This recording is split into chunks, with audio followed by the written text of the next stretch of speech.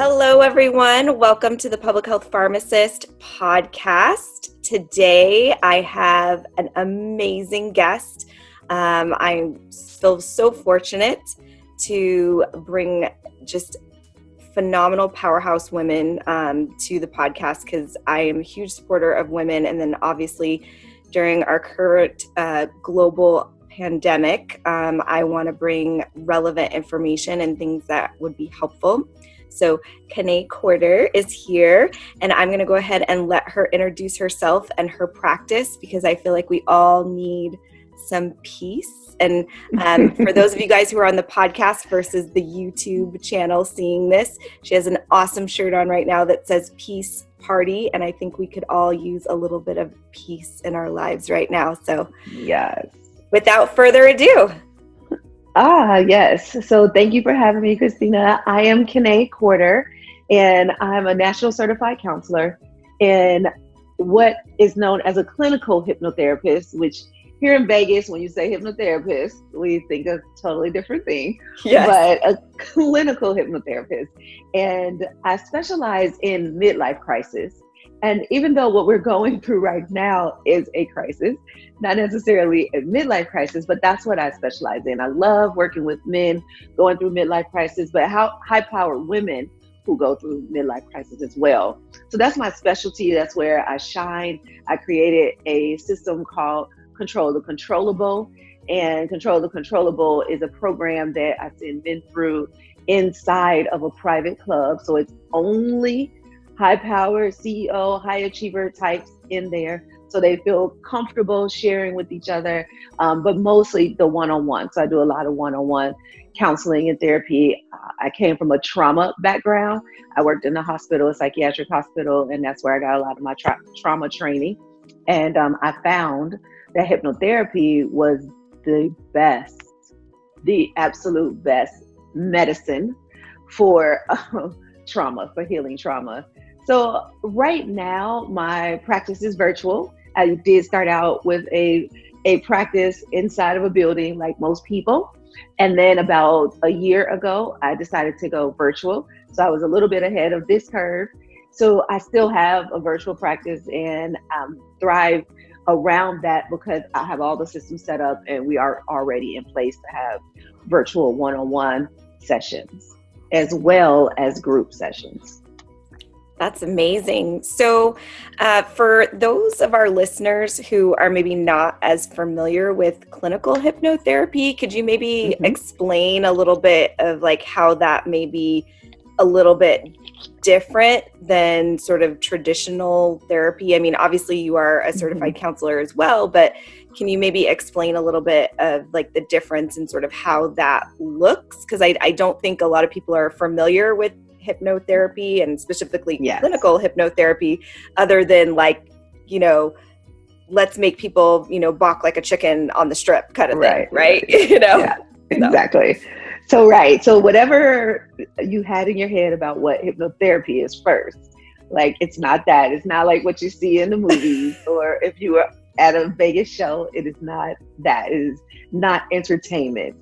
What clinical hypnotherapy is, it's a modality, it's a healing modality. And what it does is it works with the subconscious brain, which is where all of our decisions are made. We think we're making decisions with our conscious brain, but not usually. We're usually making decisions with our subconscious brain. And that information was set inside our brains between 0 and 7 years old. And between 0 and 7 years old, we made some interpretations of what we thought things meant. And because of that, we play those things out in our lives. And when people say that the definition of insanity is doing the same thing, expecting a different result, well, really, that's the definition of humanity because we all do it. It's the way that the brain works. And what hypnotherapy does is help the brain stop seeing that same thing and it can see the other options. Because right now we think this happens, I react this way.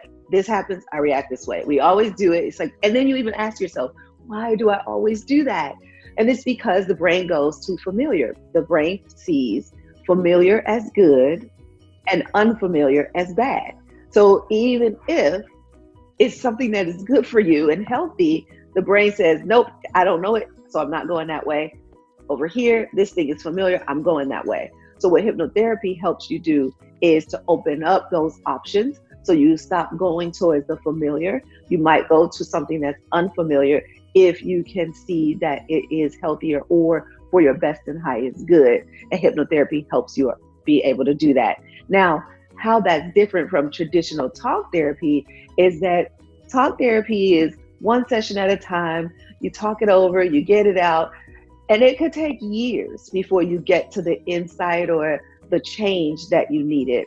And hypnotherapy, first of all, insight is not required for healing. You do not even have to know what happened to you. All you have to know is that something happened, but you do not have to know. Yeah, that's really interesting. So I think a lot of times people have hesitance, especially opening up about whatever the trauma is, because they don't want to feel vulnerable, because they don't want to tell another person what that trauma was. But that's really interesting that with clinical hypnotherapy, that you don't even need to know what the actual trauma is to still be able to provide them with care and relief. So that's really interesting. I didn't know that.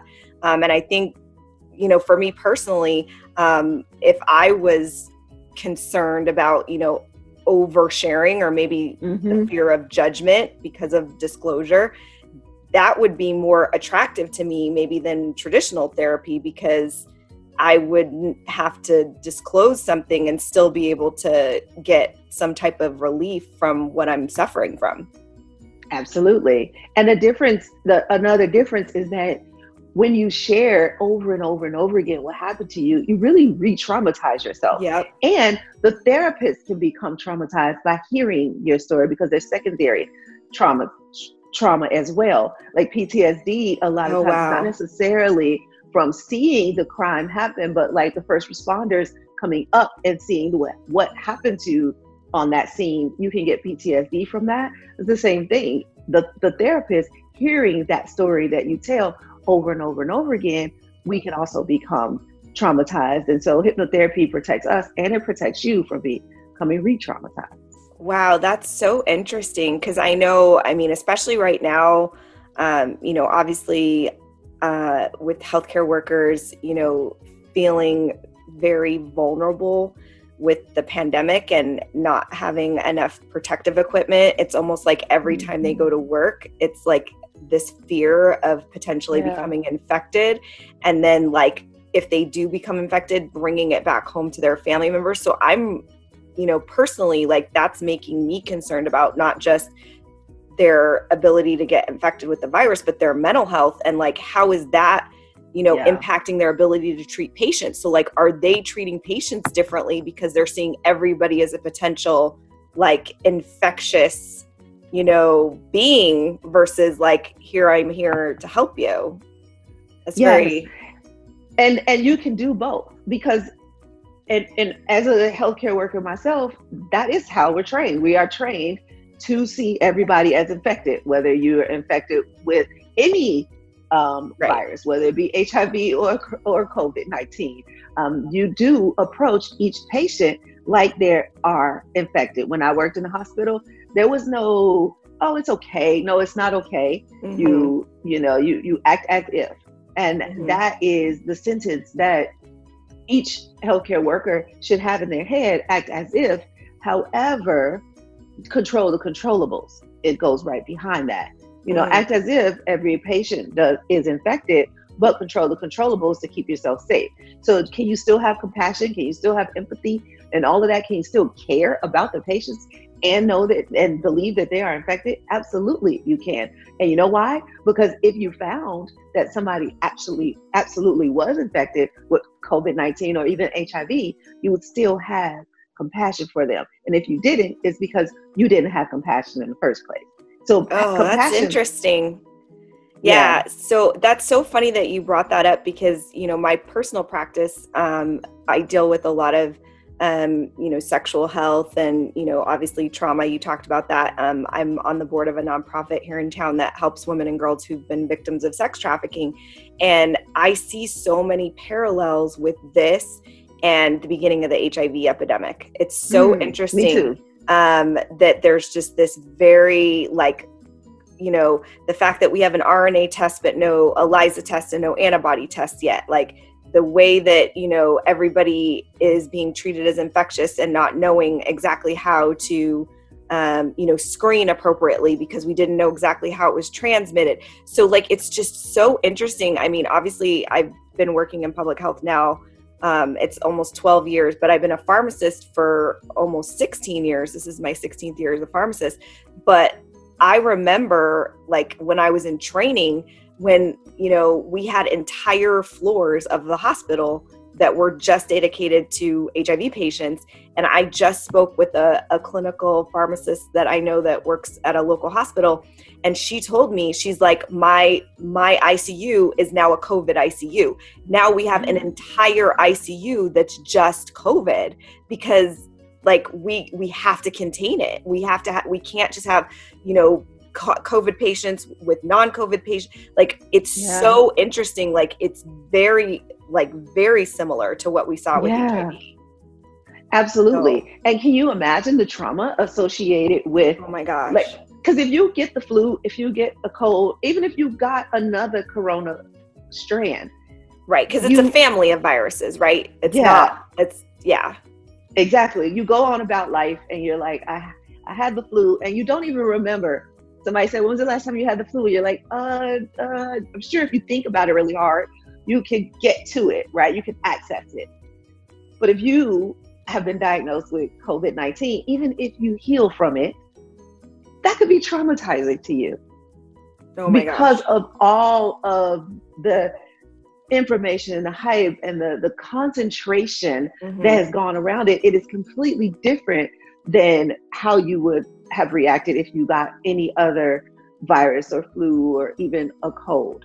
And so that alone, the fact that it's heightened, it creates a certain amount of trauma. Because when I say trauma, people think that means sex trafficking or sexual assault. Maybe you fell off a mountain, whatever, something like that. Physical, something physical. When they hear trauma, they think physical. Yeah, and trauma is really, really based on what your brain decides is trauma. Let me tell you about one silly little trauma I had. I was carrying a cup, you know how they put all the drinks inside those little carrying things? Yeah. So I was carrying all of our drinks, my whole family. And all the day long, my mom kept saying she couldn't wait to have this particular drink. Now you had to go to this particular place. They only made it there. It was like we drove to the place. She got her drink. I'm carrying all of the drinks. The dog jumps on me. Oh no. I dropped all of the drinks. And just like that, that's exactly what my mom said. Oh no. And I was like, every time I heard oh no after that, it was like, I almost cringed. If it was me and oh no, and somebody said, oh no, Kine, because that's what she said, oh no, Kine. And I was like, so it's almost like you're like, it was like you were re-traumatized every time. Yes, you could say, oh no. And I was still like, okay, what did I do? Okay, I got to fix this, right? Because in my brain, I had just disappointed my mom. And she did not even remember this story, of course, right?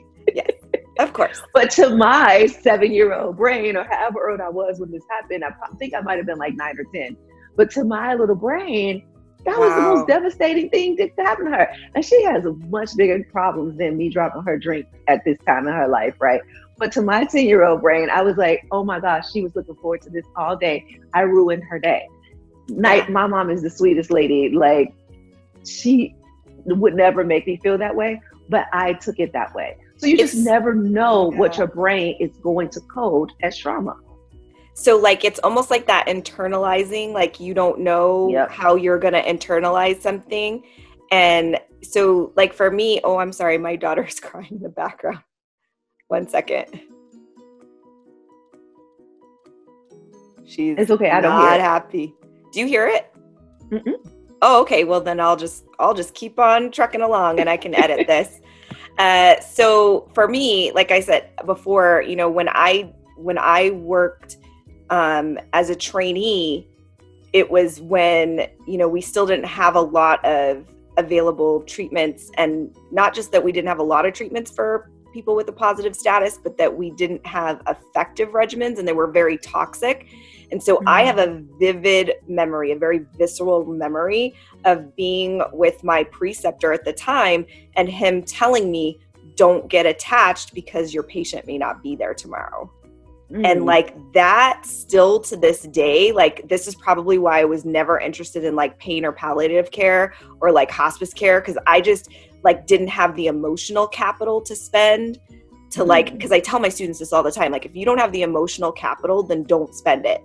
Like you can't internalize those things to the point where now like your empathy is now impacting your own mental health, which is what you talked about before, which is, you know, like you don't want to hear about their trauma, not because you don't want to, you know, help them. It's because you're protecting yourself. Yeah. Right. Because again, it's that emotional capital. Like it's like currency, it's money. Like if you don't have it to spend, don't spend it. Right. Yeah, absolutely. And that's why in my company, so normally we have a program and I ask for people to dedicate 12 to 16 weeks with me when we work together.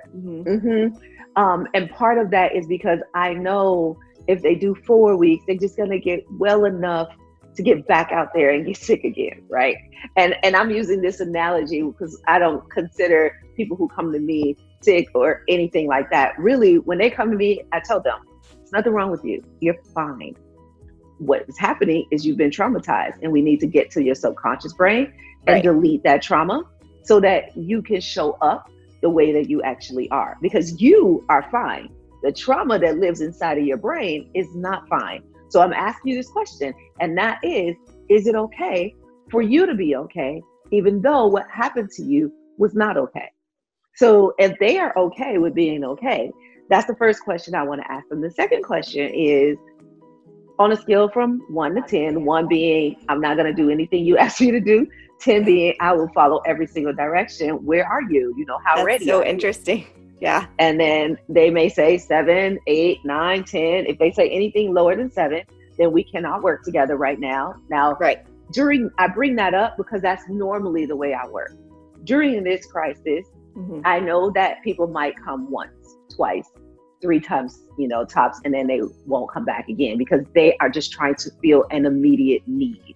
So that's more like situational versus like long-term, like building the foundation for, you know, self-betterment and sort of like turning the corner. Because I know you work with, you know, very high power clients. So they're already very high functioning, but something's going on with them that they're not able to like really function at their peak, even though they're still able to maintain, right? Right. And most of the time when somebody sees a therapist, it's because of a situation. Like the situation is what got you to call me. So I always ask that question in my consultation, which is, what brings you here? Right. So they're going to say, oh, my wife is going to leave me if I don't stop being so mean. Right. Yeah, that's a big one. And that's so interesting because I feel like right now, because we're all stuck in our houses together, like, what is that? You know, like, I mean, I feel so incredibly fortunate because I adore my husband and I love my kids, but it's still been super stressful. So it's like whatever was like underlying is like going to be magnified like 20, 30 times because you're around that person constantly. Or if you're a child that maybe is living in a situation that's like not the best, like your only respite may have been going to school and now you can't even go to school. Right? Right. Exactly. Yeah. And that I'm going to touch on 2 points. One, I want to touch on the kids, but I'm going to touch on the couples first. And just to give like a little tip, one of the things is this is where you get really good at setting boundaries. And if you have a favorite place, like you have a favorite place in the house, and let's say everybody's favorite place is this one place, then you'll have to set some boundaries around, okay, well, I'm going to be there during this time and this time. Mommy's time in the favorite place is 12 to 2. When I go in at 12 o'clock, just look at the clock. I'll be out at 2, right? You say that to your children, you say that to your spouse. And if everybody has their time, then it's a team effort. You have your favorite place and you set boundaries. When I go here, everything is fine. I'm okay. You don't have to worry about me. Because sometimes it's like, well, is it okay? Did I mess up? Is that why she went in the room? You know, and if you leave us to our own devices, we'll make up a story about how we somehow hurt you, and that's why you went into your favorite place, when really you just wanted to go into your favorite place. That's it. That's all. There's really no story behind it. Right. And so if we all set some boundaries to say, when I do this, you do this. Mm-hmm. When I go in here, you just be whoever you want to be. I'm not going to come out.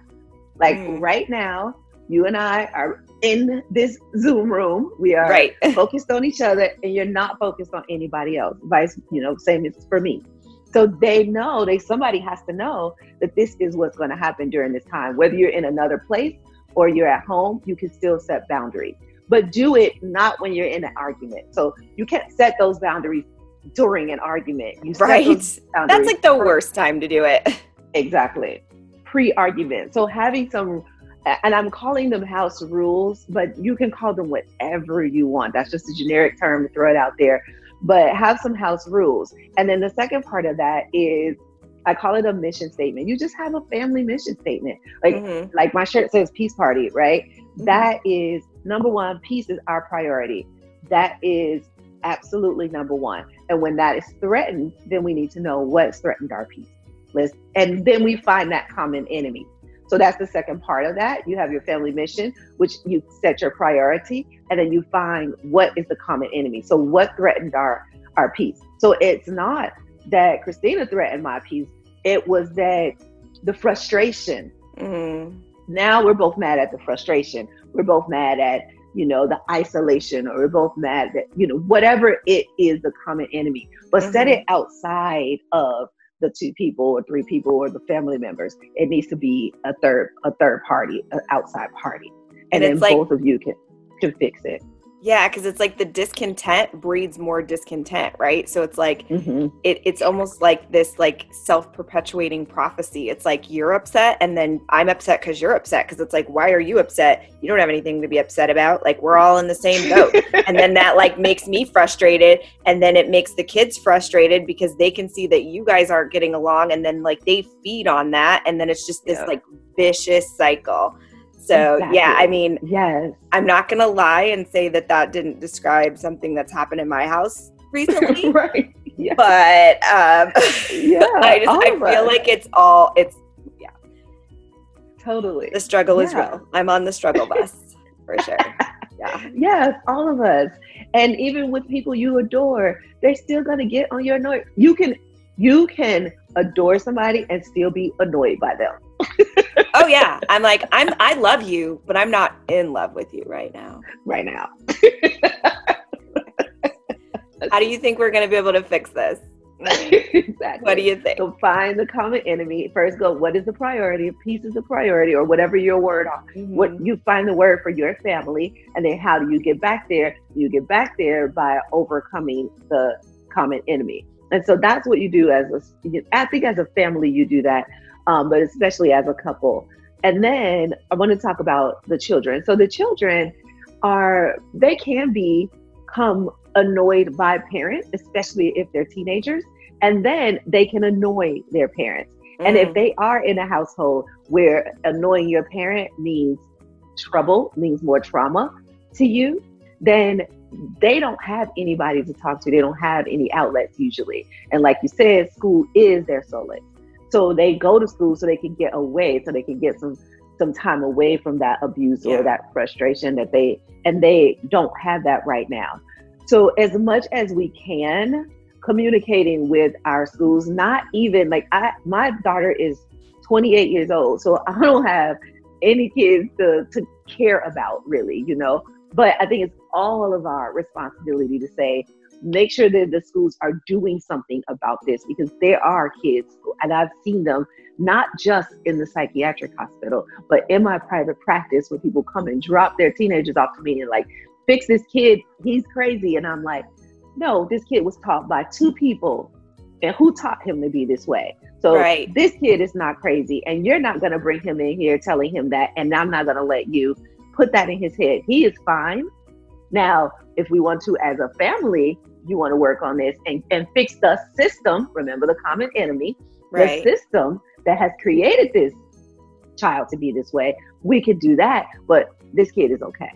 Yeah, it's like they come out of the box like factory wiped. Like you have to program that. Like exactly. Like they don't come out of the box with like all these like issues. Like they had to get them somewhere, right? Exactly. Like we did that to them, you know, which is so much responsibility too, which I think a lot of parents are struggling with right now, because if they are still employed and have the luxury, and I do say luxury, of being able to work from home, they are struggling with having that responsibility on top of now having to homeschool their children in a lot of cases, because all of the schools are now closed.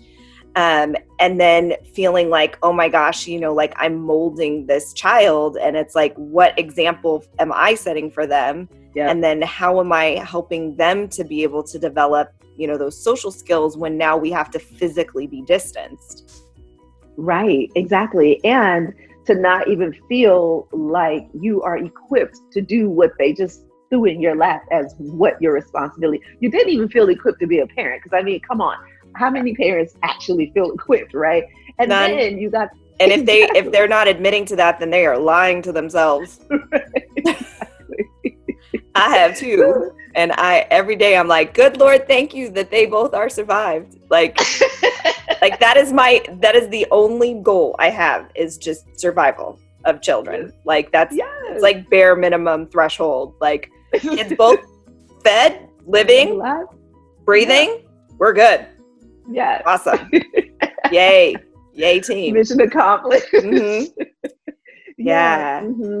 And so it's like you throw that on top. And so the parents need an outlet, the children need an outlet, everybody needs an outlet. And we're all having conversations. We're just probably having them with people who don't know how, are not equipped to have the conversation with us. That's why having a therapist, whether virtual or in office, can be helpful, because one, we can get you out of that loop. He did this and he did that and she did this. It's like, no, get out of that loop. Go this way. You already told that story 100 times, and your girlfriends are going to listen to it because they want you to listen to their loop. So, oh my gosh, that's so funny. So I went to a TEDx conference, like first time I've ever done this. It was in Reno, before all of the crazy. It was actually one of the last times I was on a plane. And it was the beginning of February. End of February. It was February 29th, because I remember, because it was our bonus day, because it's leap year, right? So one of the speakers, he is a professional coach, and he wrote this book on coaching.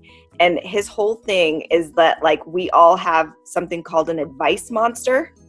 So like you have to control your advice monster. So like when we're talking to people, we don't listen because our advice monster is like teaming to give this person advice that's unsolicited, right? So like you have to calm your advice monster. So like I struggle with that often. So if I'm going to a girlfriend and I know that my girlfriend is, you know, dealing with something right now, I try very hard to just listen, because more than ever now, just because we don't have that outlet and we're not able to socialize, like just listen to people, like suppress that advice monster. Like don't give unsolicited advice. Don't be like, you know what your problem is, right? Acting like an old grandma. Like, you know what your problem is? No, I don't know what my problem is. And that's why I don't want to know. Yes.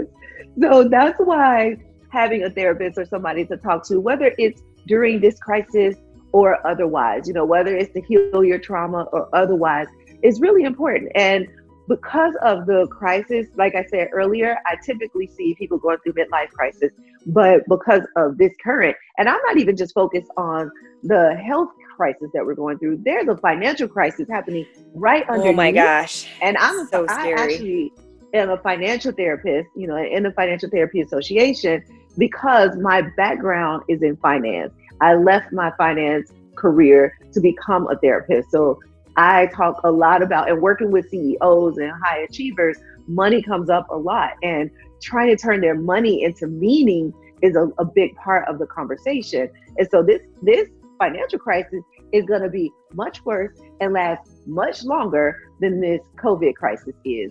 And that's the real conversation that we should be having, because it's going to hit. And when it does, wow, so you're going to need somebody to talk to.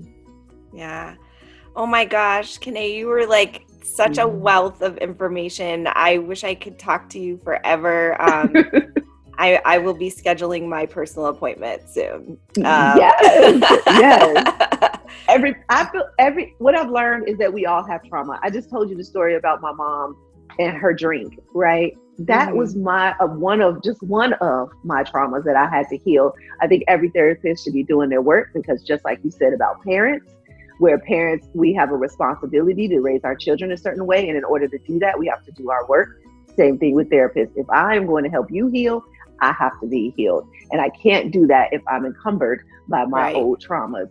And so that is really important. But what I was going to say earlier is, because of our, current crisis, we did as a company decide that we're going to do some free group therapy, or we don't really call it therapy. We call it conversations. It's just free group sessions.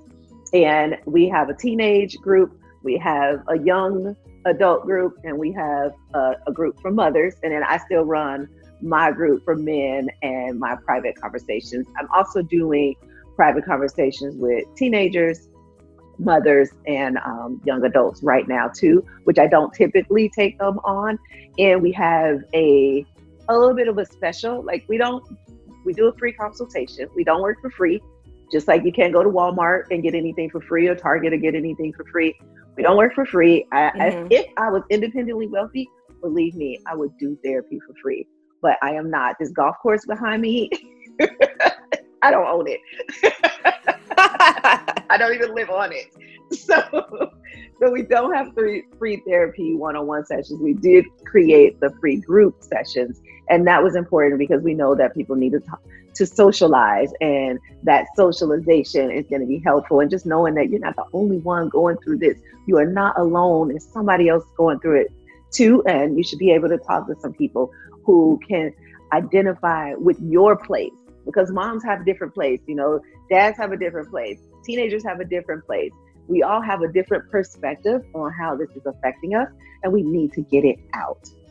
Yeah, I saw, so the World Health Organization actually just released a statistic that like over 60% of people, I think it's 70% of the people who are working on the front line are women taking care of somebody with COVID, whether that's a family member or a direct healthcare professional, but 70% are women, because so many of our healthcare professionals, especially like nurses, is very much dominated by women. This is overwhelmingly impacting women more than it's impacting men. Just absolutely. Yeah, I just saw that and I was like, wow, that really hits home. So we got to make sure that we take care of our moms and our sisters and our aunties, and everybody's got to come together. So I know you have lots of stuff going on today, and I really appreciate your time, but couple things. I do want to say, go ahead, I'm sorry. I will have, so we typically, I'll give $100 off. Like our sessions are usually about $200. So $100 off for anybody listening to this podcast. So if they do, we'll make a coupon code. So it'll be PHRX. Okay. So Public Health RX. Yeah. I like it. So we'll put that together. I'll get that up before this is live, and make sure that people have that. They can get if it's a private conversation. Remember, the group is free. So you will go to presidentiallifestyle.com in order to join the free group. Awesome. So there were just 3 things that you could just summarize and encapsulate, like how, I know you talked about the control the controllable, but just 3 highlights that you'd like to leave the listener / viewers to while we are all in this together during COVID-19. What would you say? Number 1, this is unrelated to you. This is going to be, so think about service, because when we are always in our own heads about what's so bad about what's happening to us, it's heavy and it causes anxiety and sometimes depression. Go to service. Think about who can you serve. And like, for instance, for example, I'm serving small businesses. That is my platform. I'm an advocate for doing small businesses. Right now, big business is not hurting. It's not hurting at all. Small businesses are, which is why we still do our free consultation. We added our free group, but we can't go to free because we still have to stay alive. Because if there are no therapists, if there are no massage therapists, if there are no even dentists, you know, if the dentist down the street from you can't stay in business, then what are we going to do? Yeah. So serve. And for me, that's small businesses. I am getting the word out. Let's do business with small business. You choose what you choose. Now, normally we have a different platform, which is domestic violence and financial abuse. But right now I'm just focused on small businesses. So that's number one, serve, so you can get off of your mind your problems and get somebody else on your mind. Number two is, when you think about the trauma that you already have, is going to be heightened right now. So you're already aware that you have trauma. You know it. We all do. And you know you do. So what I want you to do is know that it is going to be heightened. Give yourself permission to be a little bit more frustrated, to be a little bit more irritated, to be triggered more often. Give yourself permission. But as soon as the time is right, as soon as you get a chance, whether virtually or in office, say, I am going to take care of that trauma. Like, give yourself permission to feel whatever it is you're feeling right now, because it is all okay. And then the third one that I want to say is, if you're giving yourself permission, you also have to give the people around you permission to be irritated and frustrated and triggered, because none of it is personal. Nothing that others do is because of you. Wow, that's so great. Thank you so much. And if people want to get in touch with you, how can they connect with you on social media or get a hold of your practice? So on social media, I'm normally on Instagram or LinkedIn. And so you can find me. It's Kine Quarter on both. So Instagram is like the fun version of me, and LinkedIn is like the professional version of me. But on Instagram, I'm giving you nutritional tips, because your health, your mental health it's a lot associated with it. It's your sleep, it's your nutrition, it's your physical activity, it's the people you love, it's your adventure. And so I'm posting all of that to help you kind of see, oh, it's not just about the 1 hour you spend with your therapist. No, it is a lifestyle. Mental health is a lifestyle. And so I post that kind of stuff on Instagram, which is Kine Quarter, and then LinkedIn, a lot of videos and stuff like that. And then the website is the best place, presidentiallifestyle.com, because we have a blog and I have a podcast, Presidential Experience. But we put the episodes of the podcast on our website. If you go to presidentiallifestyle.com and then you just click on blog, we usually have some show notes in there and then the link to, you can listen to the podcast. So if you want to schedule a private conversation or you want to join one of those free groups, then going to presidentiallifestyle.com is the best place for the free groups. If you want the private conversation, then presidentiallifestyle.com/private-conversation. However, don't forget to use your coupon code so you don't have to pay full price. Amazing. Awesome. Thank you so much. Okay.